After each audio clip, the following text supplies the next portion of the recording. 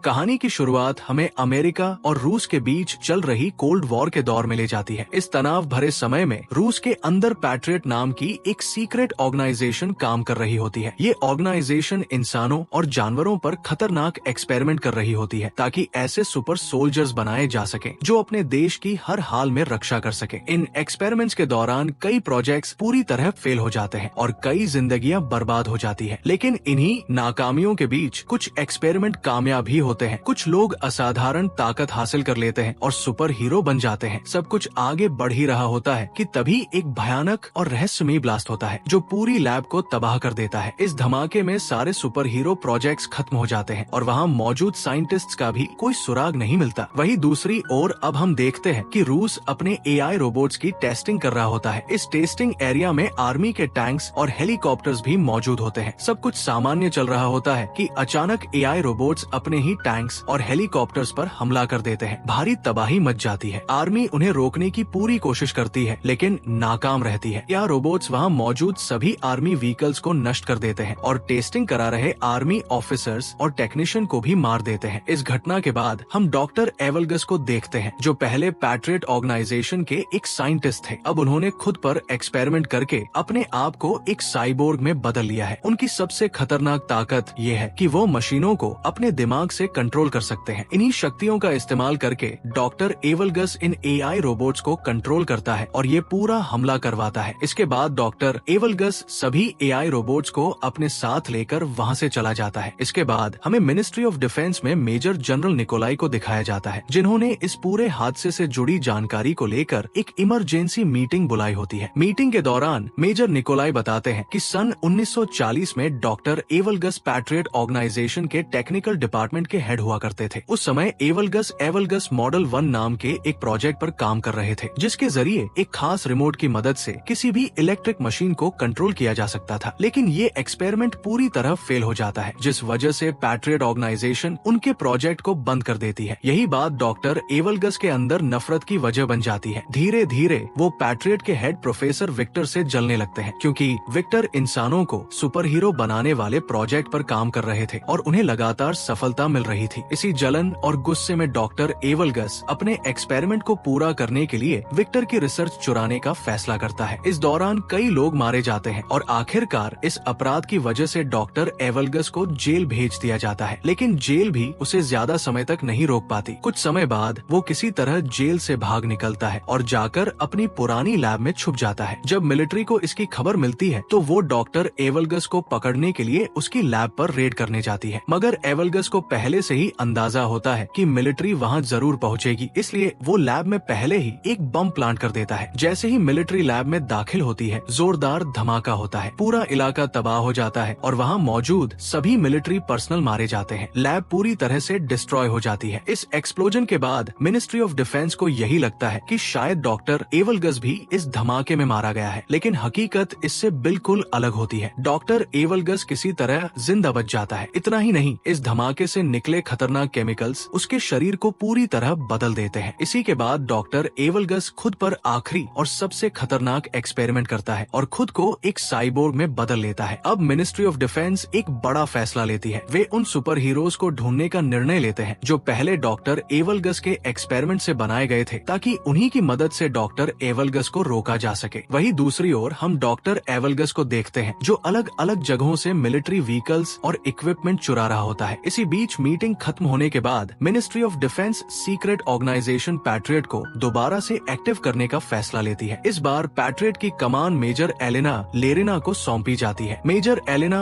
अपनी टीम बनाती है और सुपर हीरोज को ढूंढने का मिशन शुरू करती है जिसे नाम दिया जाता है गार्डियंस। थोड़ी रिसर्च के बाद टीम को सुपर हीरोज की लोकेशन का पता चल जाता है, जिसके बाद मिलिट्री उन्हें खोजने के लिए निकलती है। सबसे पहले वे लर नाम के सुपर हीरो तक पहुँचते हैं जो आर्मेनिया के एक पुराने टेम्पल में रहता होता है। अब वो दुनिया से कट चुका होता है और एक सन्यासी की तरह जिंदगी जी रहा होता है। मेजर एलेना वहाँ पहुंचकर उससे बात करती है और उसे पैट्रियट प्रोजेक्ट में वापस आने के लिए कहती है, लेकिन लर साफ मना कर देता है। गुस्से और दर्द के साथ वो अपनी ताकत दिखाता है और वहाँ पड़े भारी पत्थरों को हवा में उड़ा देता है, जिससे माहौल एक बार फिर तनाव से भर जाता है। मगर जब एलेना लर को डॉक्टर एवलगस और हाल ही में मिलिट्री ट्रेनिंग बेस पर हुए हमले के बारे में बताती है तो लर का रवैया बदल जाता है। डॉक्टर एवलगस्ट का नाम सुनते ही उसके चेहरे पर गुस्सा साफ नजर आने लगता है। आखिरकार वो पैट्रियट प्रोजेक्ट में काम करने के लिए मान जाता है, क्योंकि अब वो डॉक्टर एवलगस्ट से बदला लेना चाहता होता है। इसके बाद हम खान नाम के एक और सुपर हीरो को देखते हैं। कुछ एजेंट्स उस पर अपनी कारों से हमला कर रहे होते हैं, लेकिन खान के पास सुपर स्पीड और घातक सुपर ब्लेड्स की ताकत होती है। वो पलक झपकते ही उन कारों के बीच पहुंच जाता है और अपनी ब्लेड से कारों को बीच से काट देता है। कुछ ही पलों में सभी एजेंट्स मारे जाते हैं। इसके बाद खान सामने खड़े लर को देखता है। लर उसे डॉक्टर एवलगस्ट से बदला लेने के लिए अपने साथ चलने को कहता है। खान एक पल सोचता है और फिर बिना कुछ कहे उसके साथ जाने के लिए तैयार हो जाता है। दूसरी और कहानी हमें साइबेरिया ले जाती है, जहाँ मिलिट्री तीसरे सुपर हीरो को ढूंढने पहुंची होती है। ये सुपर हीरो आर्सेस होता है, जो एक एबैंडेड केबिन में रह रहा होता है। जैसे ही आर्सेस मिलिट्री को देखता है, वो अपने बीस्ट फॉर्म में बदल जाता है। उसका रूप एक खतरनाक जानवर जैसा हो जाता है। आर्सेस मिलिट्री पर हमला कर देता है और उन्हें मारना शुरू कर देता है। इसी दौरान उसकी नजर खान और लर पर पड़ती है। जब उसे पता चलता है कि वे दोनों डॉक्टर एवलगस्ट से बदला लेना चाहते हैं, तो आर्सेस भी उनके साथ जाने के लिए मान जाता है। अब कहानी आगे बढ़ती है और हमें मॉस्को में एक सर्कस शो दिखाया जाता है। यहाँ जिनिया नाम की एक लड़की अपनी परफॉर्मेंस कर रही होती है। वो एक बड़े पूल में छलांग लगाती है और पानी में कूदते ही गायब हो जाती है। दरअसल जिनिया के पास पानी में गायब होने की सुपर पावर होती है। शो खत्म होने के बाद जिनिया अपने ड्रेसिंग रूम में होती है, तभी अचानक वहाँ खान आ जाता है। खान को देखते ही जिनिया चौंक जाती है और उस पर हमला कर देती है। खान अपनी सुपर स्पीड का इस्तेमाल करके उससे दूर जाकर खड़ा हो जाता है और उसे समझाने की कोशिश करता है कि वे दोस्त है, लेकिन जिनिया उसकी बात नहीं सुनती और दोबारा उस पर हमला कर देती है। तभी वहाँ लर आ जाता है। जिनिया उससे भी फाइट करने लगती है, लेकिन लर उसे हरा देता है। इसके बाद वहाँ आर्सेस आता है। वो जिनिया को बताता है कि सुपर पावर की वजह से हम सभी अब तक जवान हैं। 40 साल बीत चुके हैं, लेकिन आज भी हमारी उम्र वही की वही है। आर्सेस ये भी कहता है कि जिसने हमें ऐसा बनाया है, अगर तुम भी उससे बदला लेना चाहती हो तो तुम हमारे साथ आ सकती हो। इसके बाद सभी लोग हेडक्वार्टर पहुंच जाते हैं। वहां जिनिया उन्हें बताती है कि उसे सिर्फ सन 1978 तक की मेमोरी याद है। उसके बाद का सब कुछ उसके दिमाग से मिट चुका है। वो बताती है कि डॉक्टर्स ने उसे शिवास्तु पुल के पास पाया था, लेकिन कोई भी उसकी पहचान नहीं कर सका। उसके हाथ में पहनी एक रिंग से ही उसका नाम पता चला था। डॉक्टर्स ने उससे कहा था कि वक्त के साथ उसकी याददाश्त वापस आ सकती है, लेकिन अब तक ऐसा नहीं हुआ है। जिनिया ये भी बताती है कि उसकी उम्र न बढ़ने की वजह से उसे जिंदगी में कई मुश्किलों का सामना करना पड़ा है। उसे बार बार अपनी लोकेशन बदलनी पड़ी ताकि लोग उस पर शक न करें और वो लोगों की नजरों से दूर रह सके। इसके बाद जिनिया अपनी पावर्स के बारे में बताती है। वो पानी में गायब हो सकती है और हालात के हिसाब से अपने शरीर का टेम्परेचर भी बदल सकती है। उनकी बातचीत अभी चल ही रही होती है कि तभी एलेना की टीम का एक मेंबर वहाँ आता है और बताता है कि उन्होंने डॉक्टर एगस्ट की लोकेशन ट्रेस कर ली है। डॉक्टर एगस्ट एक जंक यार्ड में मौजूद है, जिसे वो अपने कमांड सेंटर की तरह इस्तेमाल कर रहा है। ये खबर सुनते ही सभी सुपर हीरो जंक यार्ड पहुंच जाते हैं। वहाँ तेज बारिश शुरू हो जाती है। बारिश का फायदा उठाकर जिनिया पानी में गायब हो जाती है और बिना डरे आगे बढ़ने लगती है। वही बाकी चारों अलग अलग दिशाओं में बटकर डॉक्टर एगस्ट को ढूंढने लगते हैं। इसी बीच अचानक हेडक्वार्टर से उनका सिग्नल टूट जाता है। उधर डॉक्टर एगस्ट के गार्ड्स जिनिया को देख लेते हैं, क्योंकि एगस्ट ने अपने गार्ड्स को एक्स्ट्रा विजन दे रखा होता है। वे जिनिया के बॉडी टेम्परेचर से उसकी लोकेशन पकड़ लेते हैं और सुपर वेपन से वही उसे फ्रीज कर देते हैं। दूसरी ओर खान और आर्सेस अपनी सुपर पावर्स का इस्तेमाल करते हुए गार्ड्स पर टूट पड़ते हैं और एक एक करके उन्हें मारने लगते हैं। लेकिन जैसे ही खान कुछ पल के लिए रुकता है, एक सिपाही मौके का फायदा उठाकर उस पर इंजेक्शन शूट कर देता है। इंजेक्शन लगते ही खान बेहोश हो जाता है। वही आर्सेस को भी डॉक्टर एगस्ट के गार्ड्स चालाकी से फंसाकर पकड़ लेते हैं। दूसरी तरफ लर अपने शरीर को पत्थरों से कवर कर लेता है। वो अपने दोनों हाथ एक साथ जमीन पर मारता है, जिससे वहाँ हल्का सा भूकंप आ जाता है। इसके बाद वो कई सिपाहियों को मार देता है। तभी डॉक्टर एगस्ट खुद वहाँ आ जाता है। लर उस पर पत्थरों से हमला करता है और दोनों के बीच जबरदस्त फाइट शुरू हो जाती है। लेकिन डॉक्टर एगस्ट पर लर के हमलों का कोई असर नहीं होता। एगस्ट लर को बुरी तरह पीटता है और उसे घुटनों पर लाकर उसकी कमर तोड़ देता है। लर गंभीर रूप से घायल हो जाता है। इसके बाद डॉक्टर एगस्ट सभी को एक मैग्नेटिक शील्ड वाले चैम्बर में बंद कर देता है। वहाँ वह उनसे कहता है कि उसे पहले से पता था कि वे सब यहाँ आएंगे, इसलिए उसने अपने गार्ड्स को उनसे लड़ने के लिए सुपर वेपन से लैस कर दिया था। इसके बाद वो उन सभी को अपने साथ जुड़ने का ऑफर देता है, लेकिन आर्सेस साफ मना कर देता है। अब डॉक्टर एगस्ट अपने कंट्रोल में लिए हुए चोरी किए गए टैंक्स और मिलिट्री व्हीकल्स को एक्टिव करता है और शहर पर हमला कर देता है। देता है, जिसमें बड़ी संख्या में लोगों की जान चली जाती है। इसके बाद हमें न्यूज दिखाई जाती है जिसमें बताया जाता है कि मिलिट्री टैंक्स चोरी हो चुके हैं और एक अनजान दुश्मन अपनी आर्मी के साथ मॉस्को की तरफ बढ़ रहा है। हालात लगातार बिगड़ते जा रहे होते हैं। इसी बीच हम डॉक्टर एगस्ट और मेजर जनरल निकोलाई को एक साथ देखते हैं। यहीं पर यह बड़ा खुलासा होता है कि मेजर निकोलाई ने ही डॉक्टर एगस्ट के साथ एक सीक्रेट डील की थी। डील ये थी कि अगर मेजर निकोलाई सारे सुपर हीरोज को एगस्ट के हवाले कर देगा तो एगस्ट किसी भी चीज को अपने कंट्रोल में नहीं लेगा। लेकिन डॉक्टर एगस्ट मेजर निकोलाई की बात नहीं मानता। वो अपनी असली मंशा दिखाते हुए मेजर निकोलाई को बेरमी से मार देता है। असल में डॉक्टर एगस्ट का मकसद सिर्फ बदला नहीं बल्कि पूरी दुनिया को अपने कंट्रोल में लेना होता है। इसके लिए वो एक विशाल टावर को उखाड़कर हेलीकॉप्टर्स की मदद से फेडरेशन टावर के पास ले जाता है। उसका प्लान दोनों टावर्स को आपस में जोड़कर रशियन सैटेलाइट को सिग्नल भेजना होता है। जैसे ही ये सिस्टम एक्टिव होगा सारी सैटेलाइट्स उसके कंट्रोल में आ जाएंगी और फिर दुनिया की कोई भी मशीन उससे बच नहीं पाएगी। इसी दौरान मेजर एलेना कमांड सेंटर से लर को हेडक्वार्टर ले आती है। जब लर को होश आता है तो वो मेजर एलेना को बताता है कि बेहोशी की हालत में उसने अपनी बेटी को देखा था। उसने अपनी बेटी को बूढ़ा होते और अपनी आंखों के सामने मरते हुए देखा। सुपर पावर्स की वजह से उसकी उम्र नहीं बढ़ी लेकिन उसकी बेटी वक्त के साथ बूढ़ी होती चली गई। ये याद उसे अंदर से तोड़ चुकी होती है। कुछ ही देर बाद प्रोफेसर विक्टर मेजर एलेना से मिलने आते हैं। वो बताते हैं कि वो कई सालों से छुप कर रह रहे थे लेकिन जब उन्होंने न्यूज में एगस्ट को देखा तो उन्हें वापस आना पड़ा। विक्टर कहता है कि एगस्ट को हराने के लिए उनकी मदद बेहद जरूरी है। वो तुरंत लर का इलाज शुरू कर देता है और मेजर एलेना को एगस्ट की लैब के बारे में जरूरी जानकारी देता है। इसके बाद मेजर एलेना अपनी टीम के साथ एगस्ट की लैब पर पहुंचती है। वहां वे सभी गार्ड्स को मारकर गार्डियंस को आजाद करा लेते हैं। आर्सस मेजर एलेना को बताता है कि हर दिन वो एक जानवर में बदलता जा रहा है और उसे डर है कि कहीं वो हमेशा के लिए जानवर ही न बन जाए। एलेना उसे भरोसा दिलाती है कि ऐसा कभी नहीं होने देगी और शायद प्रोफेसर विक्टर उसे ठीक कर सके। उधर हम प्रोफेसर विक्टर को एगस्ट की लैब में उसके प्रोजेक्ट्स की स्टडी करते हुए देखते हैं। तभी अचानक वहाँ डॉक्टर एगस्ट आ जाता है। विक्टर उसे देखते ही कहता है कि उसने उसके साथ धोखा किया है और सुपर हीरो प्रोजेक्ट पर अकेले काम करके उसके साथ गलत किया है। एगस्ट गुस्से में कहता है कि अब वो पूरी दुनिया को बताएगा कि असली जीनियस कौन है। ये कहकर वो वहाँ जहरीली गैस छोड़ देता है और चला जाता है जिससे विक्टर बेहोश हो जाता है। इसके बाद डॉक्टर एगस्ट दोनों टावर्स को जोड़कर स्पेस ट्रांसमीटर को सेट करता है। जैसे ही वो सिस्टम को एक्टिव करता है मेजर एलेना और उसकी टीम को इसकी जानकारी मिल जाती है। मेजर एलेना तुरंत फाइटर जेट्स को डॉक्टर एगस्ट पर हमला करने का आदेश देती है लेकिन डॉक्टर एगस्ट अपनी रोबोट आर्मी की मदद से सभी फाइटर जेट्स को तबाह कर देता है। दूसरी ओर हम एक ऊंची बिल्डिंग पर खान और एलेना को खड़े हुए देखते हैं। खान एलेना को बताता है कि एक फाइट के दौरान अपने भाई को हराने की कोशिश में वो अपनी सुपर पावर पर काबू नहीं रख पाया और गलती से अपने ही भाई को मार बैठा। ये बात आज भी उसे अंदर से खाई जा रही होती है। इसके बाद एलेना हेडक्वार्टर में सभी को बताती है कि उसने उन सभी के लिए खास सुपर सूट्स और वेपन्स तैयार किए हैं जो उनकी सुपर पावर को और भी ज्यादा बढ़ा देंगे। वो सबसे पहले आर्सस को एक ऑटोमेटिक कैनन देती है जो उसके नर्वस सिस्टम से कनेक्ट होगी और जहाँ भी आर्सस फोकस करेगा वहीं पर फायर करेगी। जिनिया को एक ऐसा सूट दिया जाता है जिससे वो कभी भी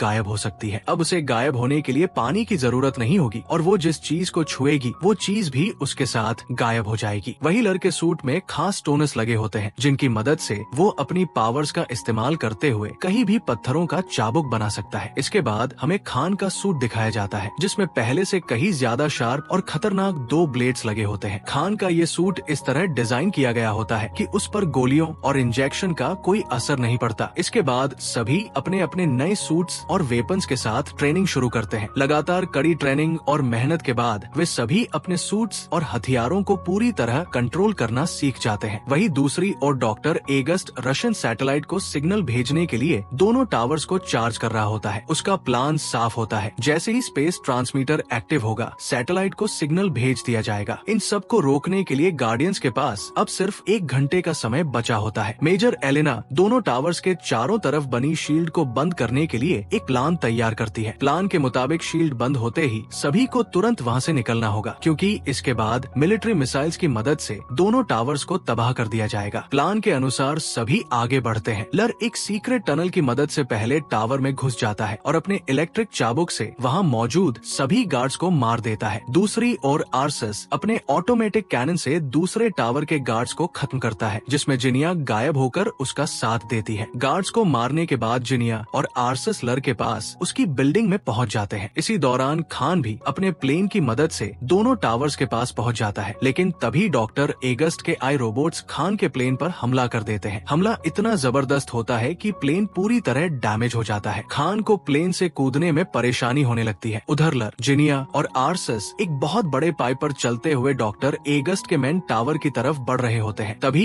एगस्ट के गार्ड्स वहां पहुंच जाते हैं और उन पर फायरिंग शुरू कर देते हैं। गोलियों की बौछार के बीच आर्सस का पैर पाइप से फिसल जाता है और वो नीचे लटक जाता है। उसी वक्त लर अपने इलेक्ट्रिक चाबुक की मदद से एक शील्ड बना लेता है और ठीक उसी समय खान प्लेन से छलांग लगाकर उन गार्ड्स के नीचे लगे पाइप को काट देता है। पाइप टूटते ही सारे गार्ड्स नीचे गिर जाते हैं और वहीं मारे जाते हैं। उधर लैब में एलेना को प्रोफेसर विक्टर बहुत ही बुरे हाल में मिलते हैं। कमजोर आवाज में विक्टर उसे बताते हैं कि अगर सभी सुपर हीरो अपनी पावर्स को एक साथ मिला ले तो वे एक बेहद शक्तिशाली एनर्जी पैदा कर सकते हैं। वही एनर्जी डॉक्टर एगस्ट को हराने का एकमात्र तरीका है। दूसरी तरफ गार्डियंस लगातार गार्ड्स को मारते हुए एनर्जी जनरेटर तक पहुंच जाते हैं। वहां जिनिया अपने शरीर का टेम्परेचर बढ़ाकर जनरेटर को पकड़ लेती है। ये उसके लिए बेहद दर्दनाक होता है, लेकिन फिर भी वो हिम्मत नहीं हारती। जिनिया जनरेटर में शॉर्ट सर्किट कर देती है, जिससे वो बंद हो जाता है। ऐसा करते ही वो बेहोश होकर गिरने वाली होती है, लेकिन आर्सस उसे संभाल लेता है। जनरेटर बंद होते ही उस टावर की शील्ड हट जाती है। ये देखकर एलेना और उसकी टीम खुश हो जाती है। वे तुरंत उस टावर पर मिसाइल अटैक का आदेश देना चाहते हैं, लेकिन एलेना उनसे गार्डियंस के बाहर निकलने तक थोड़ा समय मांगती है। इसी दौरान गार्डियंस सीधे डॉक्टर एगस्ट से लड़ने चले जाते हैं। आर्सस उस पर अपने कैनन से फायर करने ही वाला होता है, लेकिन एगस्ट उसकी मशीन को कंट्रोल करके बंद कर देता है। इसके बाद लर अपने इलेक्ट्रिक चाबुक से हमला करता है, मगर एगस्ट उसका चाबुक पकड़कर उसे दूर फेंक देता है। खान भी उस पर अटैक करता है, लेकिन एगस्ट उसे भी हवा में उछाल कर दूर गिरा देता है। तभी जिनिया अपनी पावर से लर को गायब कर देती है। लर अचानक सामने आकर अपने इलेक्ट्रिक चाबुक से एगस्ट को पकड़ लेता है। खान दोबारा हमला करने की कोशिश करता है, लेकिन एगस्ट अपनी एनर्जी से चाबुक को तोड़ देता है और सभी को एक साथ दूर फेंक देता है। आर्सस अपने बीस्ट मोड में आकर एगस्ट पर हमला करता है, लेकिन अब एगस्ट इतना पावरफुल हो चुका होता है कि वो एक ही मुक्के में आर्सस को नीचे गिरा देता है। इसी बीच खान की नजर ऊपर उड़ रहे एक प्लेन पर पड़ती है। वो अपने दोनों ब्लेड्स को रस्सी से जोड़कर प्लेन पर फेंकता है और उसी के सहारे उड़ते हुए आगे बढ़ने लगता है। तभी मिलिट्री दोनों टावर्स पर मिसाइल लॉन्च कर देती है, लेकिन टावर्स तक पहुंचने से पहले ही एगस्ट उन्हें कंट्रोल करके आसमान में ही नष्ट कर देता है। इसके बाद एगस्ट उस प्लेन को भी अपने कंट्रोल में ले लेता है और उसे नीचे गिराने ही वाला होता है। तभी खान रस्सी काट देता है और सभी नीचे नदी में गिर जाते हैं। वहाँ मेजर एलेना उन्हें वही बात बताती है जो विक्टर ने कही थी, अगर वे सभी अपनी पावर्स को एक साथ मिला ले तो वे इतनी ज्यादा एनर्जी बना सकते हैं जो डॉक्टर एगस्ट को हरा सकती है। गार्डियंस ऐसा ही करते हैं और अपनी सारी पावर्स लर को ट्रांसफर कर देते हैं। लर के अंदर इतनी जबरदस्त एनर्जी जमा हो जाती है कि जब वो उसे टावर्स की तरफ छोड़ता है तो वहाँ एक भयानक ब्लास्ट होता है। दोनों टावर्स पूरी तरह तबाह हो जाते हैं और डॉक्टर एगस्ट भी मारा जाता है। इसके बाद न्यूज में दिखाया जाता है कि मॉस्को को मिलिट्री ने एक अनजान दुश्मन से बचा लिया है। असल में गार्डियंस की पहचान अभी तक पब्लिक नहीं की गई होती है। सब कुछ खत्म होने के बाद एलेना सभी गार्डियंस को धन्यवाद कहती है। इसी हादसे के बाद जिनिया की याददाश्त भी वापस आ जाती है। अब सभी वहाँ से जाने लगते हैं, लेकिन तभी मेजर एलेना उन्हें बताती है कि बाकी के गार्डियंस भी मिल गए हैं। और इसी के साथ ये फिल्म यहीं पर खत्म हो जाती है। हम उम्मीद करते हैं कि आपको ये सुपर हीरो फैंटेसी मूवी पसंद आई होगी। बाकी अगर आप ऐसी और मूवीज देखना चाहते हैं तो कमेंट बॉक्स में उनके नाम जरूर सजेस्ट करें। हम कोशिश करेंगे कि उनमें से बेस्ट मूवीज को चुनकर जल्दी वीडियो बनाएं। फिलहाल आज के वीडियो में बस इतना ही, लेकिन हम फिर जरूर मिलेंगे एक नई और इंटरेस्टिंग कहानी के साथ। तब तक के लिए धन्यवाद।